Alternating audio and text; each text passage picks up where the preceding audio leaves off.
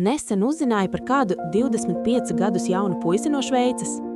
Viņš pabeidza studijas Stanfordā, izveidoja startupu Amerikā, pārdeva to par $10 miljoniem un pēc tam mierīgi atgriezās dzimtenē, lai nodarbotos ar zemkopību. Kad viņam pajautāja, vai pēc visiem sasniegumiem Amerikā Šveicē nav kļuvis garlaicīgi, viņš pasmaidīja un teica: "Šeit viss ir vienkārši un mierīgi. Es mostos, redzu kalnus, dzeru kafiju un daru to, kas šobrīd šķiet pareizi."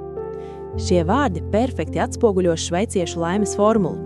Ordnung, Freiheit, Genugsamkeit. Kārtība, brīvība, spēja būt apmierinātam ar mazumiņu. Viņu DNS ir ielikta prasme novērtēt to, kas jau ir, nevis dzīvot ambīciju haosā un īstermiņa vēlmēs. Un zini, kas ir interesanti? Katra kultūra ir radījusi savu laimes formulu. Dāņiem tā ir hige, mājīgums, siltas zeķes, sveces un tuvākie cilvēki līdzās, drošības un siltuma sajūta mazajās lietās. Japāņiem ikigai, iemesls, kāpēc no rīta celties, krustpunktā starp to, ko mīli, kas tev padodas, kas vajadzīgs pasaulē un par ko vari saņemt atlīdzību.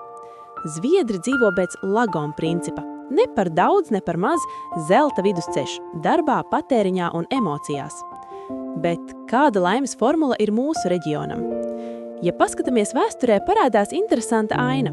Mūsu laime vienmēr bijusi saistīta ar pārvarēšanu. Lūk, kad pārdzīvosim ziemu, kāru vai krīzi, tad dzīvosim. It kā laime būtu balva par ciešanām, nevis stāvoklis šeit un tagad. No tā arī rodas mūžīgā sacensība, vēlme kaut ko pierādīt, pārspēt citus, demonstrēt rezultātus sabiedrībai. Mūsos ir ielikta nespēja apstāties, jo apstāšanās ilgu laiku tika uztverta kā vājums, kā zaudējums šajā bezgalīgajā izdzīvošanas spēlē. Bet laiki ir mainījušies, un tu vari izvēlēties pats. Šodien jautājums vairs nav par to, kā izdzīvot, bet gan kā dzīvot, lai justos brīvs un patiesi laimīgs.